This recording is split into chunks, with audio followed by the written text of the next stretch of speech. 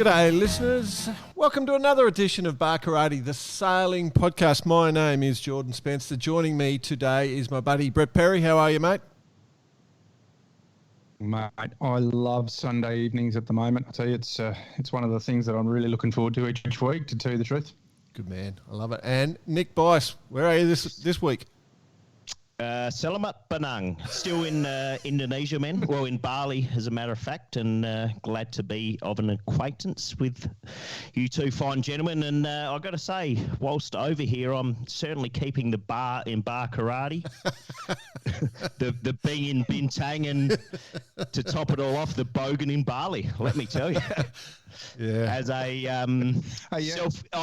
as a self-confessed bogan, and I'm happy to admit that. If you're ever looking for a little recalibration on your inner bogan, Bali's the place for you, I tell you. Strutting around in my Balinese tuxedo, covered head to toe in full Bintang attire, just loving life, dripping of coconut oil, just been for 8 massages. Oh dear, I love it. I've seen the photos too. Beautiful. So you've got your straw thongs on and your straw broad brim hat with Bintang around the forehead there. Well, I'll tell you something.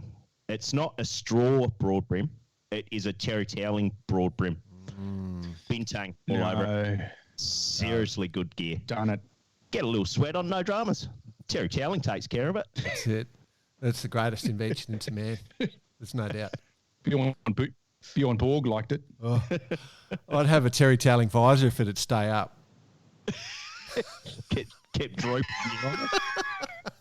Lucky your nose keeps it out of your eyes, though. Floppy. That's right. He always has to look at his feet. All right, you idiots. Righto, let's move on. So we've got a fair bit to talk about today. Also, importantly, I think one of the key elements of today is we're going to tell you how to make it in the ocean race. We've been asked this question millions of times, and we're actually going to lay it out for you. So if you want to go offshore and race in the ocean race, we're going to tell you how to get there if you haven't got a team. You just want to get there as a single sailor. Also, the first television couple, our quiz question from last week, the first television couple to be shown in bed together in primetime television. Andrew Galpin named it pretty much straight away, Fred and Wilma Flintstone. Although this could be a moment of controversy because Phil Yeomans, who is the principal behind Deck Hardware, so there you go, Phil, I've given you a plug. You owe me something. He reckons from 1947 to 50, there was a sitcom called Mary Kay and Johnny that showed them in a double bed. Never heard of those. So on your Phil, if you've gone that deep. But no correspondence will be entered into. Andrew Galpin wins it. Congratulations. Full discretion. What's Andrew going to get? He's just bragging rights, brother. So he'll get a high five at some point. Definitely. That's it.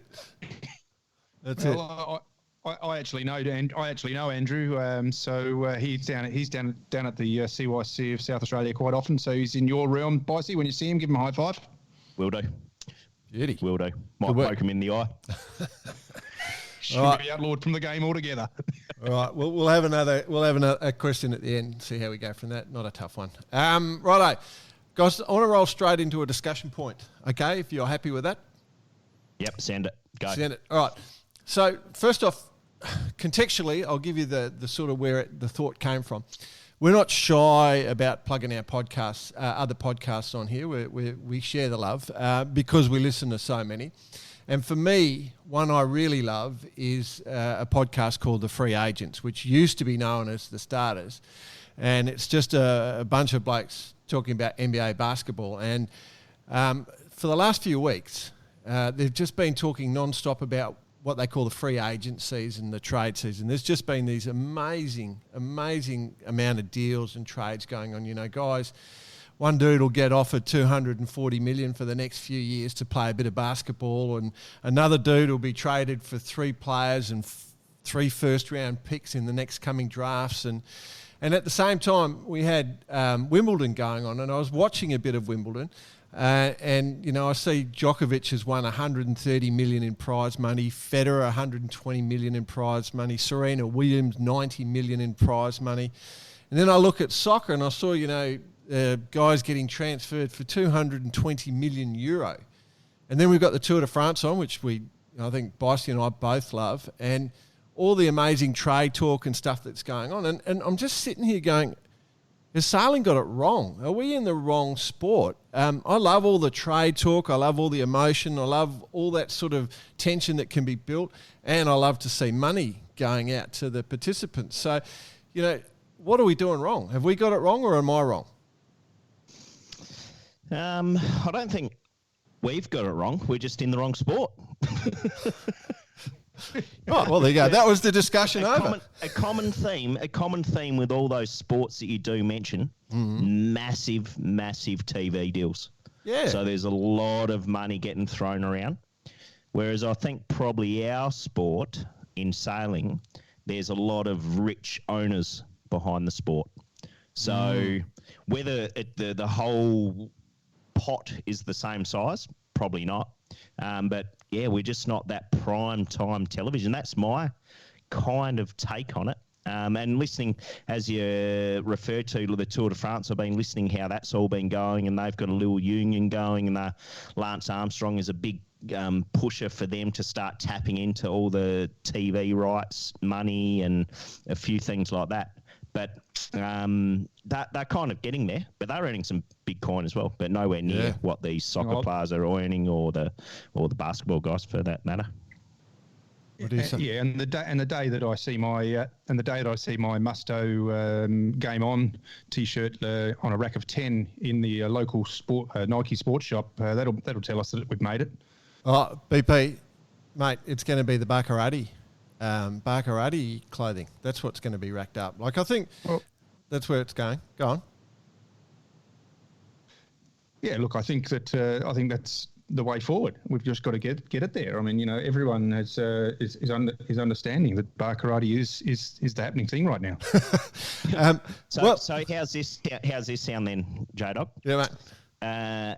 Management, we get player managers in, or competitor managers in. Yeah. Management teams. We look at trading between owners onto different boats. So at the end of say the transatlantic that just happened, next thing you've got Phil Harmer getting traded into Scallywag. One of Scallywag's guys, Jack McCartney, getting traded onto Jetto, or whatever the case may be. And it's basically a big game of cards for all the rich owners. Exactly. Upwards. Yeah. I reckon that'd be the hilarious. Like, I've just got this visual of two boats right next to each other on the doldrums, and over the radio comes, okay, you've been traded, jump overboard and swim across. Mid-season draft.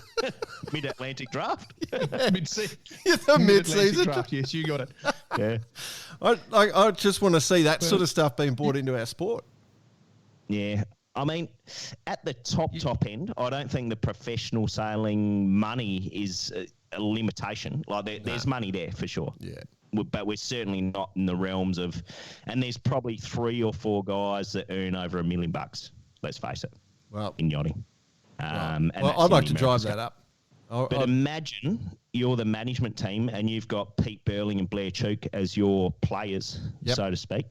You trade them over to Luna Rosa for the next America's Cup. You write into their clause, if they win the America's Cup, huge bonus. Then we're talking. That's what it should all be about. I think we should stop letting the cat out of the bag here. I'm seeing player manager, a whole new sailor manager thing building up here. Just keep it quiet. Haven't you seen the Baccarati sailing management business being launched? well, I'd hope so. Aren't I a part of Baccarati? Absolutely, mate. What about it's starting already. No, never. Boss, you're saying that the weakness is not enough TV, so why don't we just, let's just expand the plans even further? So Baccarati Podcast is Baccarati Global Media Corporation. The GMC. The GMC. I love it. Yeah. I love it. Yeah. So anybody that's listening that wants to see more sailing on TV, just give us the money and we'll take care of it for them. basically, what's your address? Yeah. It's an idea. It's an idea. Look, I guess I'm just trying to agitate a thought bubble. I really like it, especially at that top end. And let's face it, I mean, whilst those guys are on TV, where the professional sailors are entertaining as well. Yes, there's a little bit of TV here and there, but you're also entertaining sponsors. You're also entertaining owners. You're also entertaining the owners' guests. So, yeah, it doesn't differ all that much. Yeah. Maybe not as many eyeballs, but that's the sport of plenty. We get plenty of eyeballs. I think the problem is that there's so many different sort of sailing events and no one knows who's and what's which. And it's like motor racing, there's millions of different motor racing events over there. And I think they just took a bloke called Bernie Eccleston to sort of create the Formula One circus and market it better. And now we all believe that Formula One is the best drivers. I don't know if they are or not. I wouldn't have a clue. But, the perception is that's where all the best are. Certainly the most money is. So maybe we need some sort of circuit like that. Many would argue that there's 3 standout sailing events in the world and the pros seem to bump to those. But whether we're right, whether the Ocean Race, the Olympics and the America's Cup are the top 3 or are there other events? I don't know. And then the next question, where's the loyalty stand in that? I'll tell you what, couple of million coming your way. I know where the loyalty is. That's straight in the back pocket. I was going to say, there's no loyalty at the top, mate. You know how it goes. There is amongst us, mate. We're the top, aren't we? Anyway. All right, well, that's the thought bubble. If anybody... We are an exception. Yeah.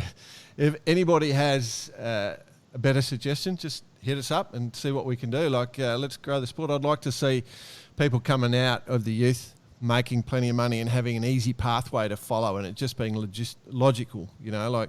I look at the youth stuff at the moment and most of the kids are too big for the classes. The kids that I coach and stuff, they're too big for the classes and they can't go to Youth Worlds. It's like the Olympics. A normal-sized human being really can't go to the Olympics anymore. You've got to be down below around 75 or less kilos. So I just want to create pathways and create opportunities. But because the sport's great, we love it. So let's just keep it going. Any ideas? Hit us with them. Is that cool? Good discussion. Love it. Copy. It's open. Bicey, we've had a bit of a discussion in the past about Don McIntyre's Ocean Globe Race 2023. We were a bit concerned about the rules. No tech newer than 1973, approved fiberglass production yachts designed prior to 88. But things have changed a little bit, we reckon. Well, I must admit it's growing on me a little bit. I love the idea and the concept. Still a little confused about the lack of technology to be used. Yep. And sticking with Don's technology rules, I sent a carrier pigeon out to the Tongan Islands to send him ask him a few questions. He hasn't come back to me yet, but I'll keep working on that. Carrier pigeon or Don? Both. Wonder if it picked up a virus. From the technology side of things, most of these eligible boats have all that equipment on board anyway. So it's not as though they're going to be if the excuse is to spend more money, they have all that equment anyway. I mean, GPSs, AIS, a CD player. Yeah. God forbid. But in saying that, I notice, and I tell you, if you want a good read, have a crack at the Notice a Race. It's pretty good reading. It's certainly a lot different not different, but from the corporate world that I'd been involved with, call it the Volvo Ocean Race, in the sense of the fully legal documents that have gone through the hands of about 18 lawyers. This is a document you can read and you understand it within about 8 seconds. So it's pretty cool. But in saying that, we should get Don on at some point to elaborate on a few things, but just a few... I'm a bit worried about the technology aspect of getting Don on board. We might have to go visit him. Yeah. But a few key facts, which you alluded to a few earlier there, Jordan, but starting in 2023, so got a bit of time up our sleeve. Yep. 3 classes, which are the Adventure, the Saola and Flyer classes. The Adventure and Saola are made up by those fiberglass production boats, 47 to 66 foot long. And actually, I'm a bit dubious as to who the sponsor of this is and if it's German Frères, S&S or Swan, because they have a Swan 48 and a Swan 65. Anyway, and then the Flyer class are the yachts that have previously entered in either 73, 77 or 81 races. There is an approval process for sail training production yachts. So I wonder if that's a little bit of a side note that maybe you call it the challenge boats or something like that might come in at a later point. Yep. And there's a special inclusion that the organisers reserve the right to include any yacht based off special significance, which falls outside the general guidelines. So it's pretty open, actually. Oh, the VB Express is in. VB Express might come back in. Absolutely. I don't know how we don't get money from VB and Bintang at the moment. I just don't know. And there's a couple of updates to the notice of race, which is basically you're allowed a carbon, if the boat currently has a carbon rig, carbon boom, rod rigging, a few of those things. If it has it in it until July the 1st, well, basically a few weeks ago, July the 1st, 2019, you're allowed to keep those on board. The crew equipment on board is modern, life jackets, wet weather gear, AIS, GPS units on your life jacket, for example. So safety side. Yep. But in saying that, I still can't get my Southwester out of my bag. Then you're saying you can. Southwester doesn't. That's timeless, my friend. 67 or it's got the white. It's got the white. If the white elastic band around the throat. Beautiful. That's a classic. Go ahead. Oh, well, if they've got the GPS stuff on on your life jackets and stuff, then you're going to need a GPS man overboard device on the boat. I think that's essential. Yeah. So I didn't get as deep as I wanted into the actual, but the skipper and the first mate, they have they can tap into some of those bits of technology when and if they're needed. Cool. They're the only ones. Oh. And there's an inclusion you're allowed to use like modern cameras, which some of them are GPS enabled, but you have to log everything and what have you. Oh. Now get this. This is one of the best parts. Every Monday is motoring day. What? So everyone, regardless, on a Monday, it doesn't matter, but you have to run your motor in gear for 30 minutes. Oh. I thought about this, and I'm like, what? That is one of the weirdest things I've heard. But in saying that, I can see the merit in it. Yeah. Because quite often at the end of a Volvo leg, you go to fire everything up, and it's been just sitting there in salt water for the last bloody 3 weeks, and you go to get everything moving again, and you can't get it moving. So from a safety perspective, to keep everything turned over and rolling over, I actually don't mind the idea. But 30 minutes at whatever revs you want, that's a different story. Somebody will have a... Can you... Do you think you'd be able to bank them up and put 30 minutes and 30 minutes and 30 minutes together for a 5-week leg and end up doing a 2-hour session? Negative. It's Motoring Monday. Motoring Monday. Followed by, you know what comes on Tuesday, don't you, boys? Followed by Tacking Tuesday. Tacking Tuesday.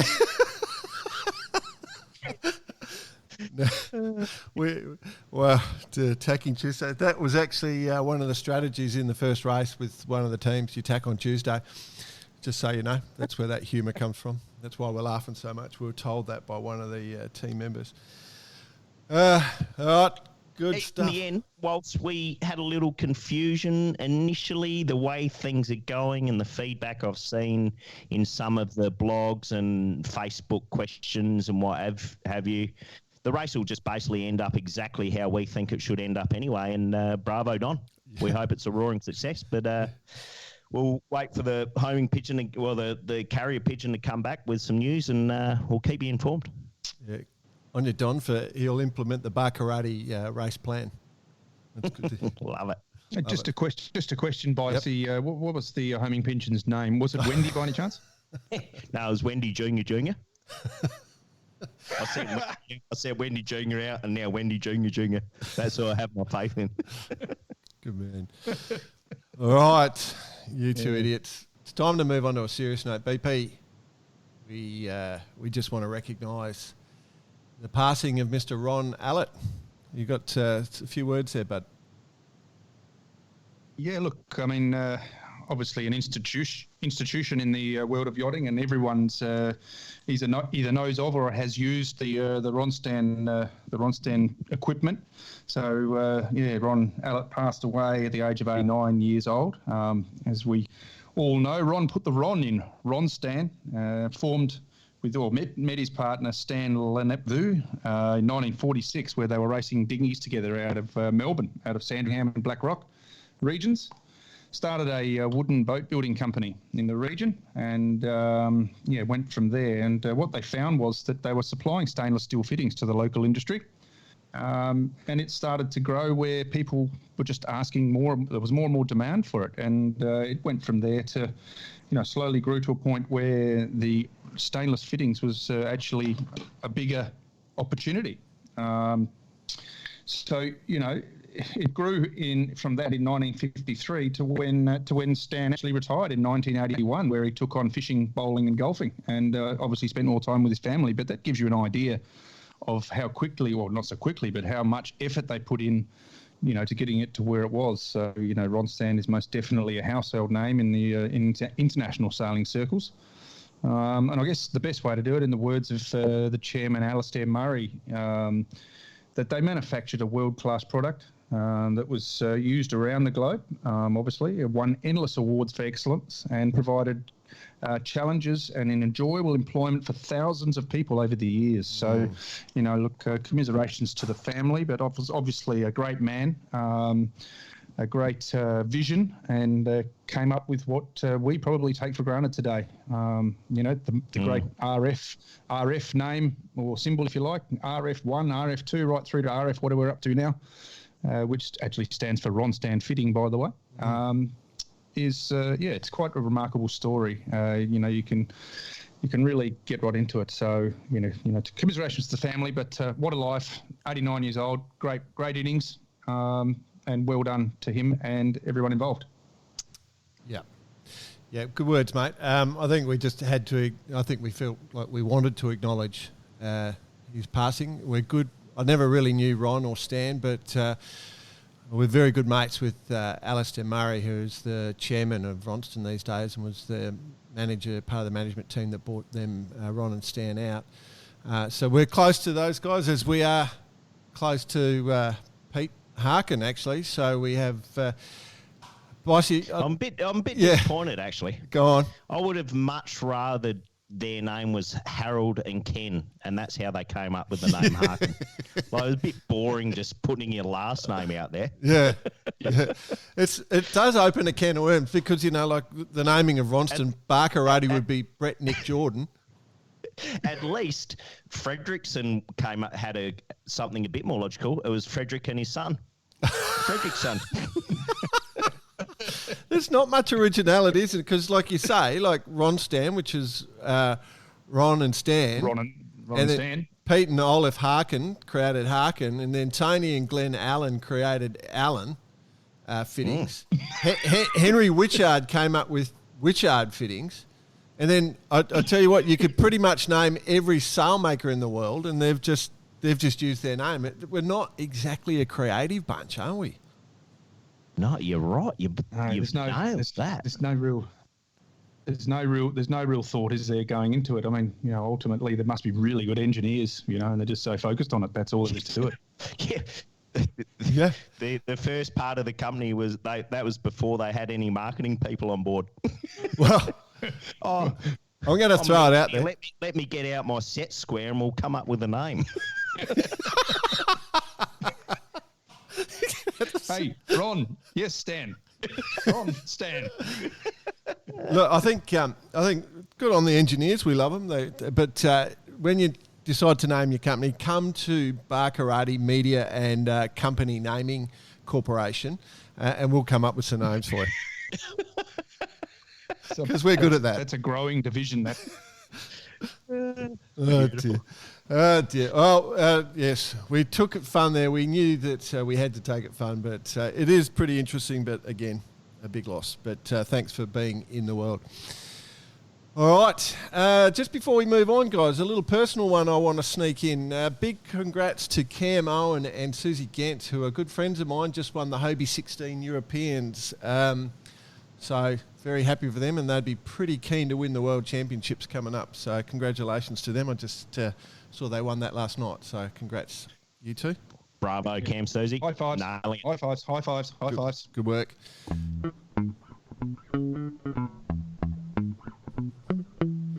Let's just touch on a few little events and races. Guys, you may or may not, and pretty much every listener, I think, listening in, would have heard of the old Wally Windsurfer. You know, the old original Wally Windsurfer. Yep. Mate, I reckon I would have bruised my shins about 8,000 times pulling the bloody mast, with the mast base popping out. Yeah, trying to rail ride. Yeah. Well, I got to say it's the only board I've ever ridden where I've actually taken the mast base out and turned the sail upside down and put the masthead into the keel step and sailed the boat holding onto the leech of the sail with the mast. Yeah. So completely turned the sail upside down. There you go. It did change the world. That on a Volvo 70 once. That didn't work. Yeah, you needed a really long main sheet, right? It's pretty. I don't know how you'd invert it. Well, I do know exactly how you invert it, but it's not smart. The reason I mention it is because the old Windsurfer has been relaunched about the middle of last year. They relaunched it. It's called the Windsurfer LT now. It's not exactly the same. It's got a polystyrene core and epoxy deck. It's the same length as the old Windsurfer, but it's a bit wider now. It's 74 centimetres versus 66. And it's only 15 kilos instead of the 22. Same rig.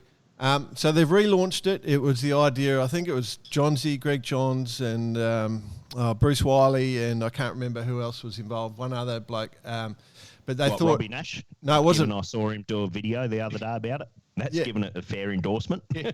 No, he's definitely involved in terms of selling them. So, yeah, he's supporting it as well. But the thing is...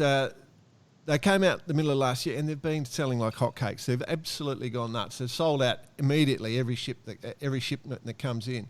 So much so that within half a year, they got international class recognition back, and they're holding their world champs right now in Lake Garda. So I think that's just worth a mention. They had 150 entries. So for those of you who sort of old is new again, I think like the world of windsurfing went too extreme. Like you had to have all the huge sails and strange boards, but you just get back on an old Wally and you can roam around wherever you want and have a bit of fun and take friends out and do that. And they're on Lake Garda doing it. They've got all the traditional events. So they're doing the course racing, the slalom, the freestyle, and the long distance stuff. So I'm not going to bother reading out results, but it looks like a ton of fun. I just got to ask.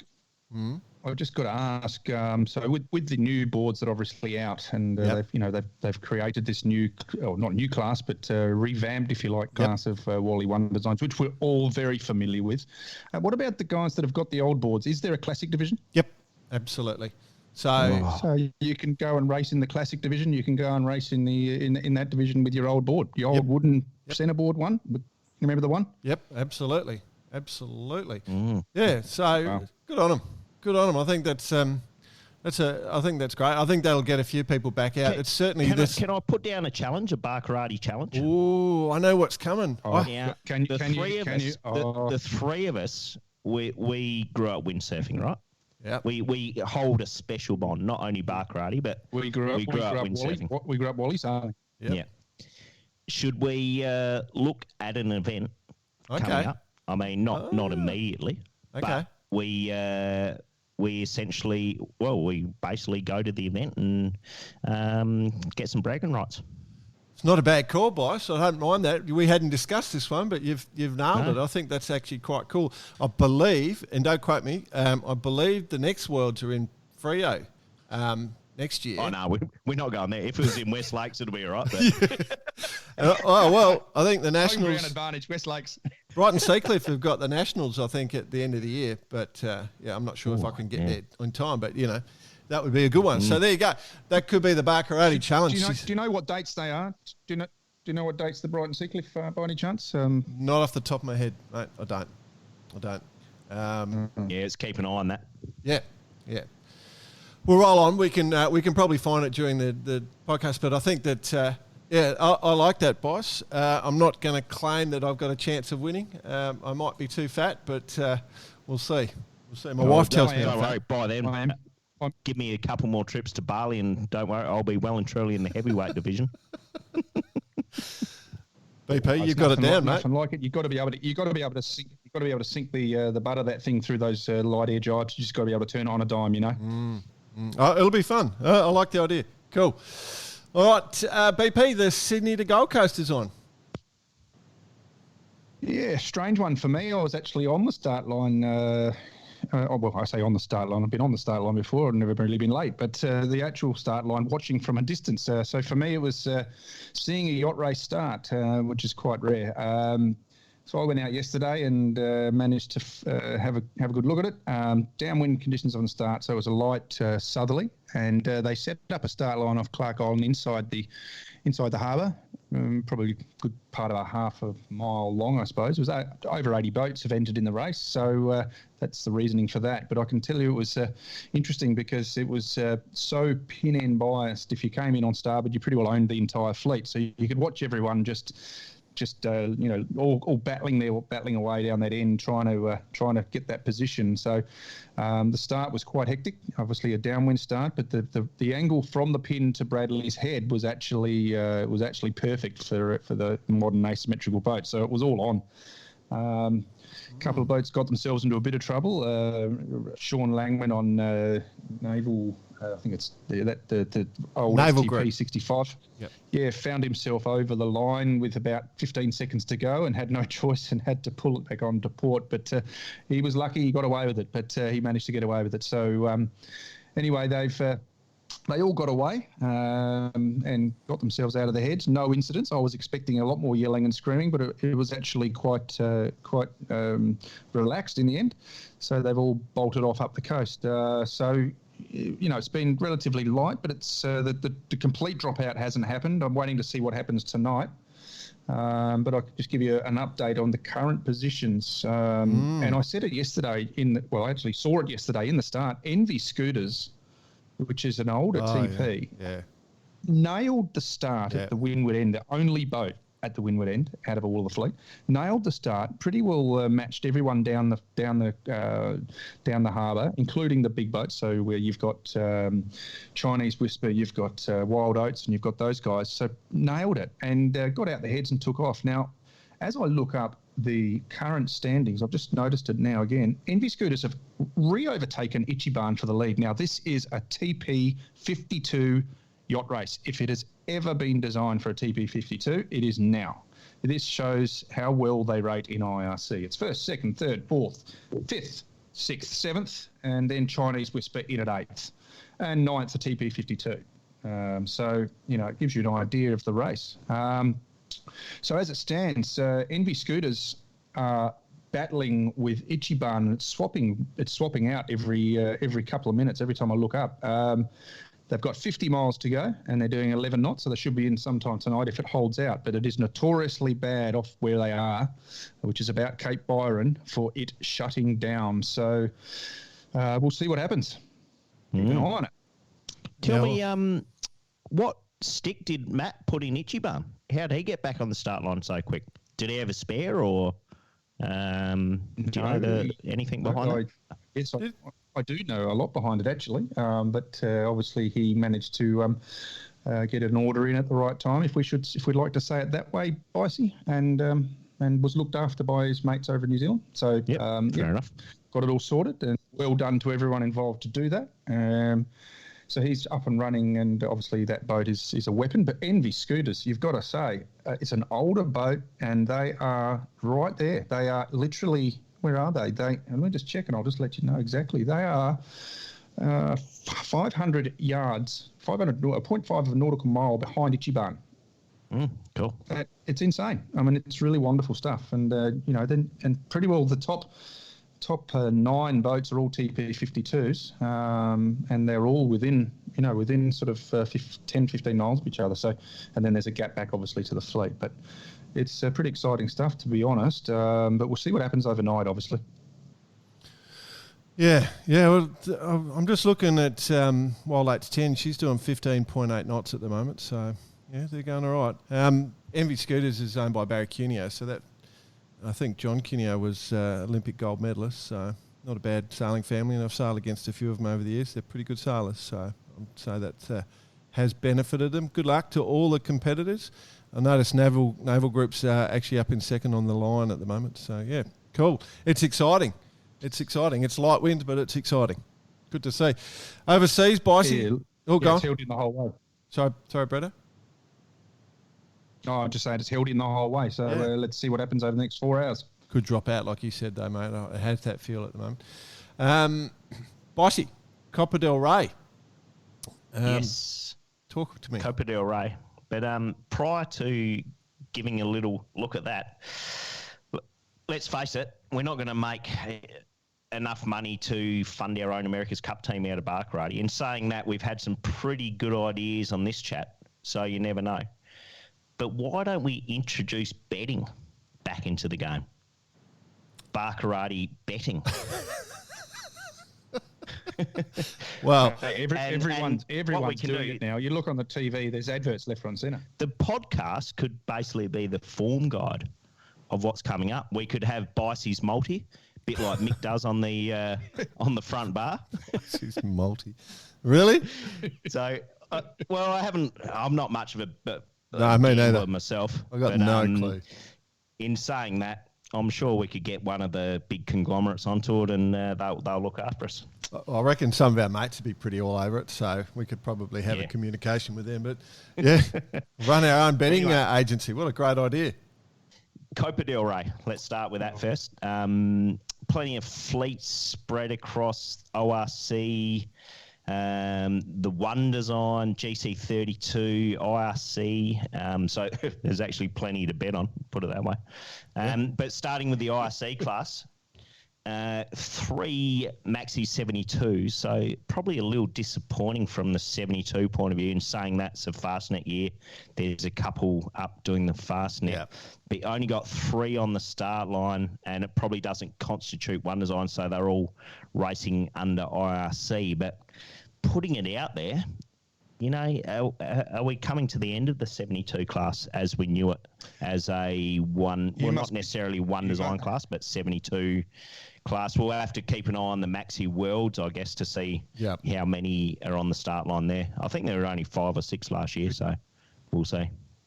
You were absolutely reading my mind when it must have been just mental telepathy or something, because I was just about to ask the same thing, to be honest. I mean, it's the amount of money that's involved in one of those boats is just ridiculous. And, it's obviously a very few that are able to run and campaign those sort of programs. And you look at what's sort of happened, and it's a common thing, isn't it? It takes a couple to get it going, and then all of a sudden the couple get on board, and then the first couple sort of wander away and it frizzles away. So, well, I think actually what happens, the first couple would end up putting new sticks in the boat, then they end up putting new keels on the boat, then they end up building a new boat, and so the technology kind of takes over. So it turns into the massive arms race. But in saying that, Bellamente will be there this year at Kings Copa Del Ray. Going for their first regatta finish, a race finish of the year. So, and they're up against Cannonball and Proteus. Interestingly, sorry, go. I was just going to say, I'm quite keen to see how the Club Swan 50s go. I see there's a bunch of J80s. I'm really. So we got actually in the Swans once again. And by the way, we're not sponsored by Swan. Maybe we should look into it. Yeah, but. You got 3 Swan One Design classes, with the 50, the 45, and the 42. 14 50s on the start line, which is the most they've ever had together. Yep, that's cool. Whilst they're stacked with the familiar pros who are on the circuit, you know, there's another element here, and it's getting back to almost the old IMS days. We're going to have 2 kings on the course. Oh, love having... So you got King Philippe VI of Spain, who's on the Royal Navy's AFOS 500, and His Majesty King Harald V of Norway on Fram 2097. He's had a few under the Royal Norwegian Yacht Club. So that is quite unique in itself. I doubt there's many other sports in the world that you can get that sort of turnout. Race with kings. Absolutely. Yeah, it's cool. Cool. Cool. It's Well, cool. that's maybe how we're going to have to do. BP, give us a direct translation. Copa Del Ray. King's Cup, mate.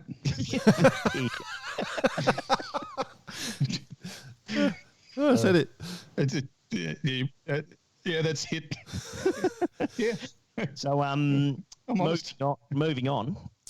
Just before you do, I was just looking up the Maxi 72 Worlds were in Porto September 1 to 7, so that would be interesting.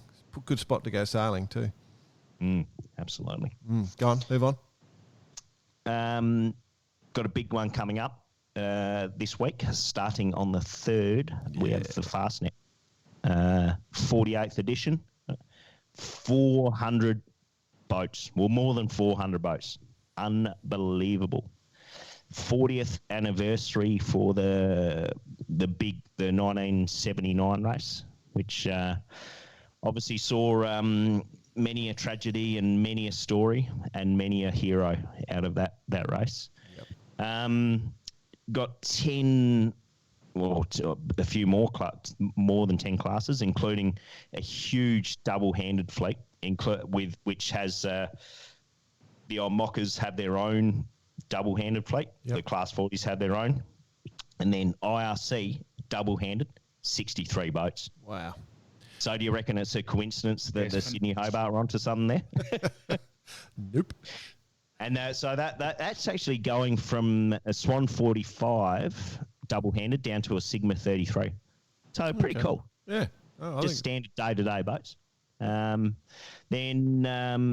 IRC World, you got the big gear, Scallywag, Rambler, a few Volvo Ocean 65, some old Volvo 60s, 170 in there. Wizard. As for an overall, line honours, I guess Scallywag has all to lose here. And if it's a tough race, once we see what the weather's doing, after what's been one of the most spectacular summers in the UK for a long time, I wonder if it's just going to be blowing dogs off chains, and that's what probably Rambler will need to get line honours, which they've been bridesmaid for quite some time, but they won the last one. I looked on Windy. Just on that weather in the UK. Just on that weather, I spoke to a mate the other night. He said it was 38 degrees in the centre in London itself. I'm just imagining the parks. They fill up with the sunbathers, no end. Correct. Oh, mate, no, that the biggest issue is actually all the crew getting down to be able to race because all the roads have melted. So they've all started their trek down. Well, on the wind side, and they're all stuck on the roads. I looked on windy.com. It looks like there's quite a significant ridge sitting there for the first 2 days, so I reckon it's going to be light. Been sort of nice sort of reaching conditions at the start, but they can go straight into a ridge. So I don't think there's much wind around for anybody that's hoping. So Scally and Rambler would be chasing that. Wizard would be chasing that. The other class in there are the old teams, mate. There's a few old teams going for a blast. Yeah, absolutely. But whilst I just had in my notes here a sprinkling of multis, including some old teams. Now, if you've ever been on the start line for Fastnet, they have a multitude of starts. Can't remember the timing, but oh my God, she's a busy Solent come start day for the Fastnet. And then we got 21 double-handed eye mockers. come into the race with some pretty names. You got Sebastian Simon, who we spoke about last week with his new boat. And I'm assuming it's his new boat. I must admit, I've been digging deep to find if he's taken the new one or old one. But all reports it's the new one, which will be interesting. Jeremy Bayou on Charal, hoping to finish his first race out of 3 that he's started with the new kit. Sam Davies, of course, she'll be there. Yannick Besteven, Kevin Escoffier, PRB, and our mate Boris. Yeah, good on him. Yeah. Also, the new Sadibo, the new old team's going to be there. So. The old team, that's going to be pretty cool. Super cool. Very cool. Yeah. News break. Yep. Celestial's just overtaken Ichiban in the Sydney to Gold Coast yacht race. Ichiban's dropped the third. Celestial, Sam Haines up to second. Envy Scooter's holding out first. 46 miles to go. Thank you. Doing his own sound effects. All right. Bicey, you've been chatting non-stop. One of the questions we get asked heaps is, how do you get into the ocean race? Is there a simple answer? Enter? No, okay, you got to break into a team. From a lower level, right? To break into a team. First thing you got to do is get up off the couch. No one's going to ring you and say, come and join our team. Yep. Is that where I went wrong? No, you've been there. But basically, I'll give it a good eye crack. Basically, if you're a young female, male, whatever, and you want to be part of the ocean race circle, you need to go knocking on some doors, and you just got to keep knocking, because it's very, very hard to get in the circle. But once you're in, and if you're a hard worker, you're going to stay there, and you'll be part of that circle. That's generally why we do see a lot of Aussies and Kiwis, I guess, as part of call it coming through the ranks, whether it's and with trades behind them, joining shore crew and then making their way into the actual sailing side, and then being part of a sailing team. So, and I'm also I can actually vouch for that, Bicey. So I can actually vouch that's 100%. What you're saying is true. So all the young guys and girls out there, this is 100% true. And a couple of examples of that we can talk about. Of course, Darryl Wislang and of course, Brad Marsh, same deal. A couple of years in the shore crew, rigging and sail making and whatever else, and then end up legends of the sport in the professional ranks. So that's how it works. No, absolutely. And I'm also a big believer, and you've heard me say this before, not on this podcast, but on a few others, is like the second skills in a race like this is huge. You're not on the water just doing a race for 45 minutes, 2 hours, 4 hours.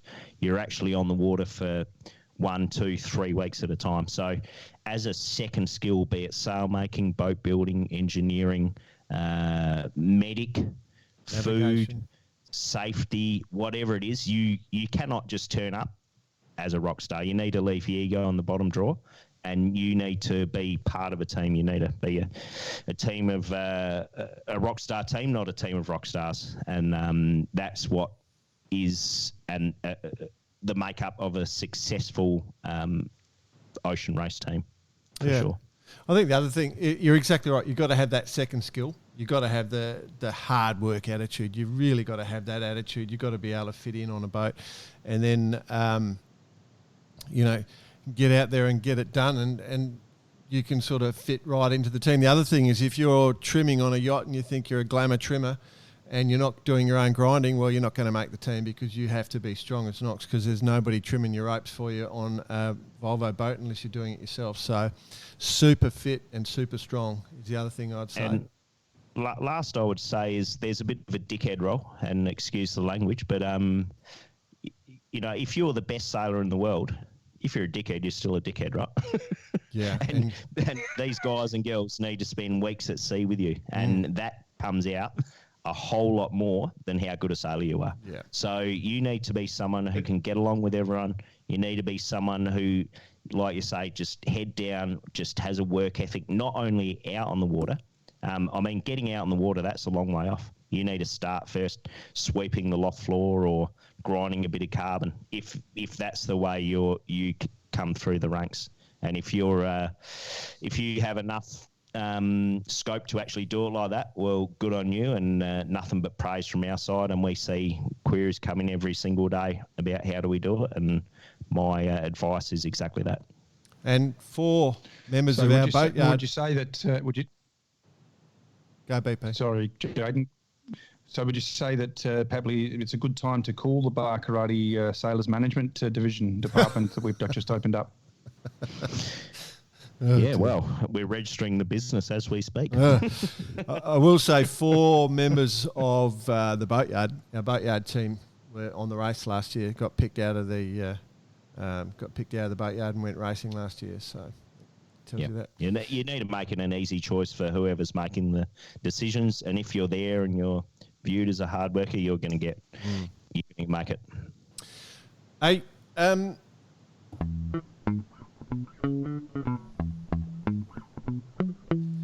we plugged the Secret Pro. We're going to start hearing from the Secret Pro. Have we heard from that person, male, female, indeterminate?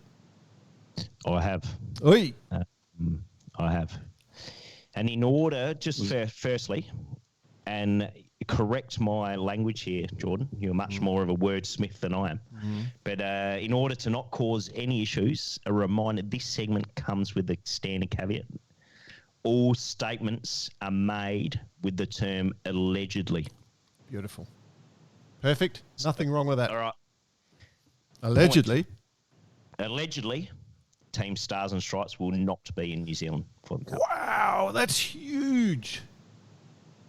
Allegedly. But no, let's get past allegedly. We've done that. Let's just get past that. That is huge news. So we're breaking news. Well, let's see. We're going to have to keep a bit of an eye on things as things progress, not only with this little statement, but with future statements. Maybe we could just throw it into Bicey's multi. You're determined to make that one. Well, I'll just say this: I hope that's not true, because I'd love to see another team there. But wow, that is crazy news. So good tip there. Any others or? That's it for this week. That's a pretty good tip. Yeah, pretty good tip. Wow, I hope we don't get in trouble for that. All right, last week we mentioned a few events coming up. So race results, 8 metre worlds. Who was looking at that? BP, did you have a look at that? Did I get that right? I did have a look at that, and I tell you what, I've done the 12 metre worlds a couple of weeks ago. The 8 metre worlds I've had a look at this week, and I can tell you in a couple of weeks' time, it's the 6 metre worlds in Hanko in Finland. So it's all on in the metre boats, and it's damn fun, I can tell you. Yeah, cool. Yeah, it is cool. So look, the 8 metres was held this week in Cowes at the Royal Yacht Squadron. 15 boats took part. And they had boats from all over the place. So Sweden, Austria, Norway, Netherlands, UK, and Germany. Unfortunately, no Antipodeans were there, but there is a couple of boats down here. So, but they did make the journey up. But hotly contested. So the fleet are spending the money. They've got the sails. They've got all the gear, and they're getting around the track as beautiful as ever. So it was a great week. Won by Jean Fabre, or Fabre, however you want to say that, from Switzerland. So he pretty well dominated the racing, won most of the races, but keeping him honest and on his tail was Conquistador, which is a Spanish word, but is actually an Austrian boat. So there you go. Werner Düring was in second, and third was a local boat, Miss You, owned by Avia Wilment. She was from the Universal Marina Yacht Club in the UK. So all of the racing seemed to be very tight, and the passion and the romance, if you like, of sailing is alive, as with the Wally Windsurfers. Beautiful. Some great photos from a little mate of ours, James Tomlinson, on his Facebook page. So if Rick Tomlinson's kid, he's out there doing photos nowadays, and his Facebook page got some great photos. Go and have a look at those.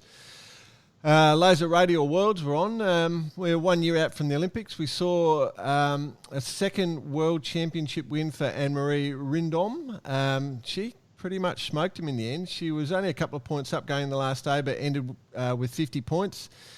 Beat Mariette Baumeister. She ended up on 86 points, and Alison Young on 89. All three of them are former world champions, and I think fourth place was the last year's world champions. So the first Aussie, just for interest's sake, was in 41st. So I'm not sure how that's going to affect our qualification for the Olympics, but I don't think it's going to be good.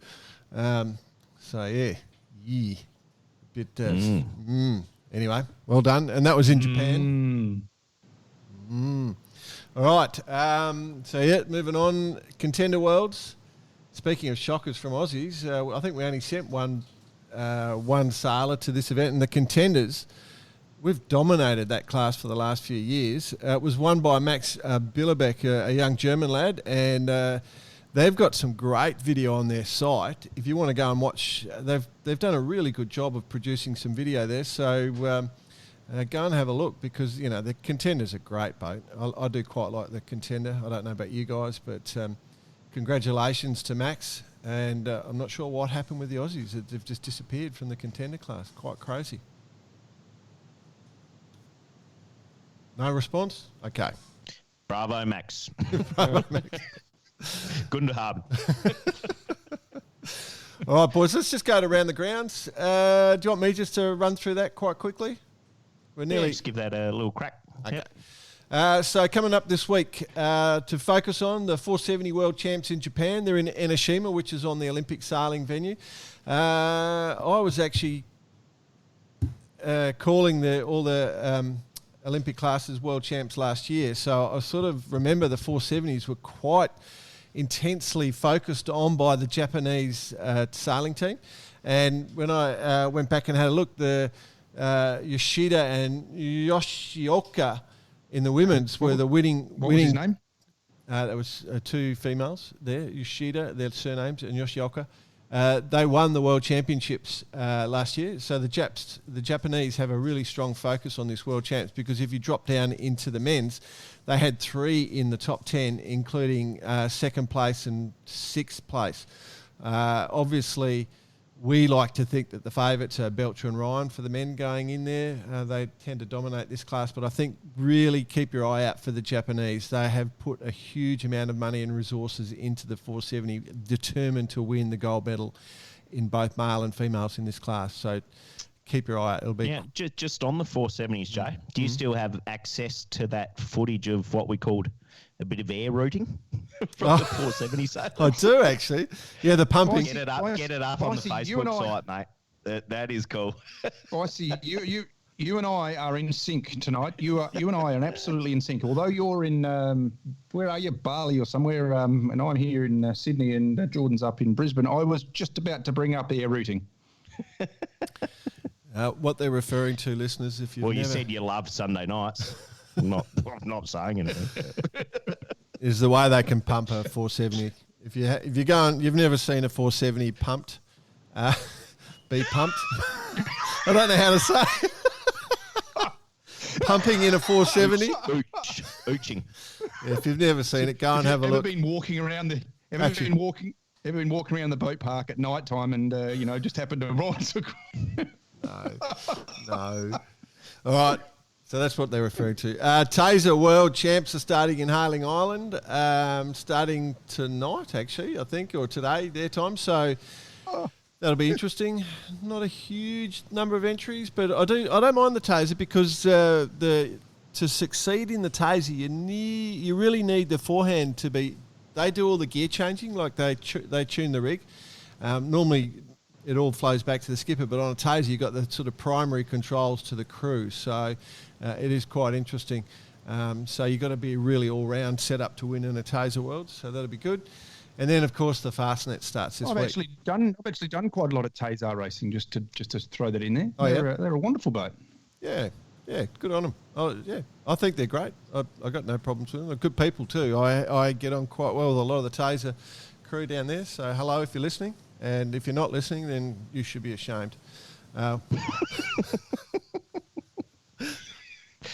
All right. Tell your friends. All right, guys. I think that's pretty much it. So I just want to say, if you want to follow us at Barkarati on Instagram, and then on our Facebook page, and we're still going on the website. I think Bossy and I are pretty busy with a few other things, so we haven't progressed the website. But if you want to contact us, easiest way is to send us a message via either of those two venues, and if you want to ask a question, we will find out the information for you. Anything else? And can I, if you're on the Facebook page, just give it a little share, send it out to some of your mates, and let's try and build this thing into the empire that it should be. So what we're working out is you've got to rate us. It affects the algorithm to get it promoted. Yeah. So you've got to rate us, review it. Go on, Brett. Fix the financial return. It fixed the financial return. So come on, rate us. There's no money in this, mate. We're not doing this for money. This is love, mate. No. It's costing us money. It's not. We're not making money. All right. Anything else we want to touch on quickly, boys? You got anything else? Wish people luck.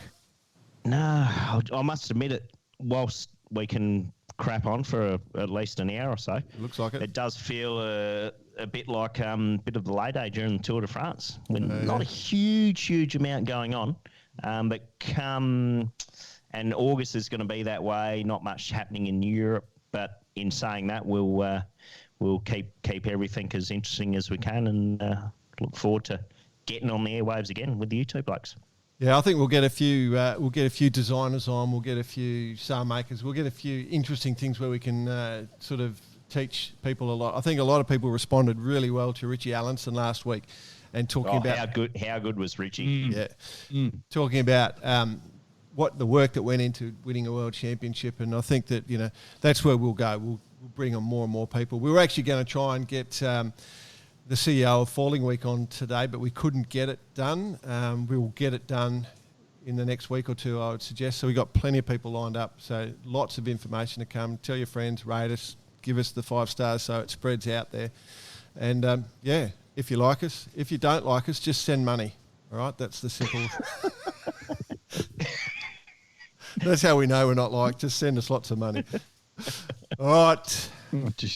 Boys, I'm about to sign off. I've got a quiz looks like question. we're going to live our life, Paul. Do you have a quiz question? I do have a quiz question. Oh, yes. All right. In which country are Panama hats made?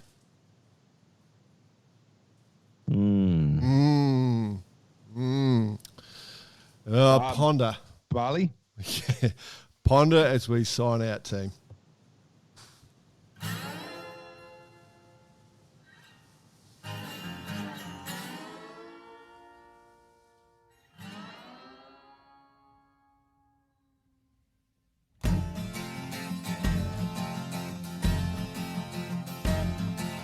Running at night jet through the sea, down the mountains roll a ladder me.